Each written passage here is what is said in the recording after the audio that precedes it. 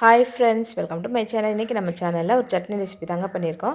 அதுக்கு வந்து நான் ஒரு கடாயில் வந்து தேங்காய் எண்ணெய் சேர்த்துருக்கேன். தேங்காய் எண்ணெய் ஊற்றி ஃபஸ்ட்டு நான் வந்து உளுந்தம் பருப்பு போட்டு வறுத்துட்டேன். லேசாக அது பொரிஞ்சு நல்லா பொரிஞ்சு வந்ததுக்கப்புறம் அதில் வந்து 10 பல் பூண்டு போட்டுக்கணும். பூண்டுக்கப்புறம் ஒரு 5 இல்லைன்னா 6 வரமிளகாய் சேர்த்துக்கோங்க. காரத்துக்கு தகுந்த மாதிரி வரமிளகாய் சேர்த்துட்டு ஒரு ஒரு 10லேருந்து 20 சின்ன வெங்காயம் நான் உரிச்சிட்டு சேர்த்துருக்கேன். அப்படி சேர்த்துருக்கேன். இதை வந்து நம்ம நல்லா இந்த எண்ணெயிலே நம்ம நல்லா வதக்கி விடணும். எல்லாமே ரொம்ப நேரம் வதங்கணும் கிடையாது. எல்லாம் ஒரு என்ன சொல்லலாம், ஒரு 30 செகண்ட் வதங்கினாலே போதும். 30 செகண்டு ஒரு 35 செகண்ட் அந்த மாதிரி வதங்கினாலே போதும். 1 பை 1 அது வதங்கினதுக்கப்புறம் நம்ம வந்து இதில் வந்து மெயினாக சேர்க்க போகிறது நெல்லிக்காய். நெல்லிக்காய் வந்து நான் ஒரு பெரிய சைஸ் நெல்லிக்காய் 2 நெல்லிக்காய் சேர்த்துருக்கேன். முழு நெல்லி தான் சேர்க்கணும். முழு நெல்லி 2 நெல்லிக்காய் சேர்த்துருக்கேன். இதில் நம்ம புளி எதுவும் சேர்க்க போகிறதில்ல, இந்த நெல்லிக்காய் தான் சேர்க்குறோம். அதனால் நான் 2 நெல்லிக்காய் முன்னாடி வாங்கினது தான் பழசு இருந்தது. அது 2 நெல்லிக்காயை விதையை எடுத்துகிட்டு அதில் உள்ள கொட்டையெல்லாம் எடுத்துகிட்டு அதை நம்மளால் முடிஞ்ச வரைக்கும் கட் பண்ணிவிட்டு எப்படி வேணாலும் கட் பண்ணிக்கலாம். நம்ம மிக்சியில் அரைக்கத்தானே போகிறோம். அந்த 2 நெல்லிக்காயை நான் இதில் சேர்த்துக்கிறேன். சேர்த்துட்டு அதையும் ஒரு 30 செகண்ட் வதக்கினா போதும்.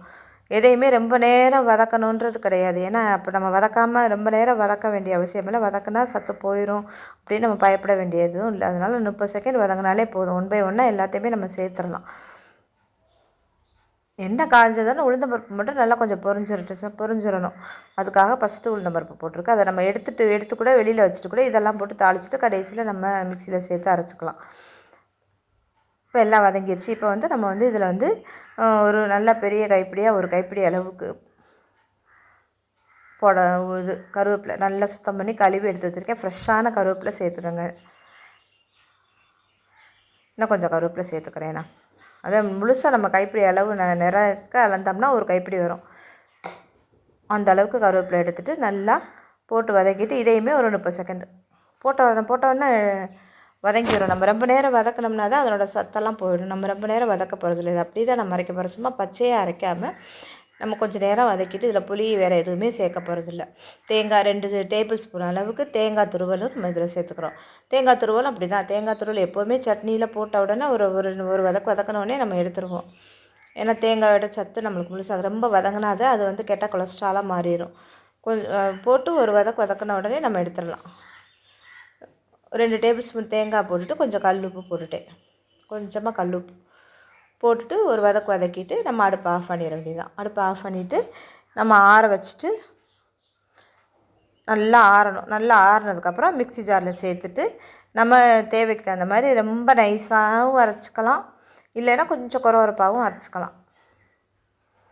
நான் இன்றைக்கி ஓரளவு ரொம்ப நைஸாகவும் இல்லை, ரொம்ப கொரகொரப்பாகவும் இல்லை, மீடியமான அளவில் தான் நான் அரைக்க போகிறேன். இந்த மாதிரி அரைச்சி எடுத்தாச்சு. இப்போ இதை வந்து நம்ம சாப்பாட்டுக்கு அப்படின்னா இப்படி கூட நம்ம தொட்டுக்கலாம். இது நான் இன்றைக்கி இட்லிக்கு செஞ்சுருக்கிறதுனால இதில் வந்து கடவுளுந்தம் பருப்பு கொஞ்சம் பெருங்காயம் மட்டும் போட்டு தாளித்து சேர்த்துக்கிட்டேன். அவ்வளோதாங்க. இந்த கருவேப்பிலை சாப்பிடாத பிள்ளைய, நெல்லிக்காய் சாப்பிடாத பிள்ளைய எல்லாமே இந்த மாதிரி சட்னி செஞ்சு நீங்கள் கொடுத்தீங்கன்னா இட்லி தோசைக்கு செமையாக சாப்பிட்ருவாங்க. உடம்புல சத்து சேர்ந்த மாதிரி இருக்கும். இட்லி தான் இன்றைக்கி செஞ்சுருக்கேன். இட்லிக்கு நம்ம வந்து இன்றைக்கி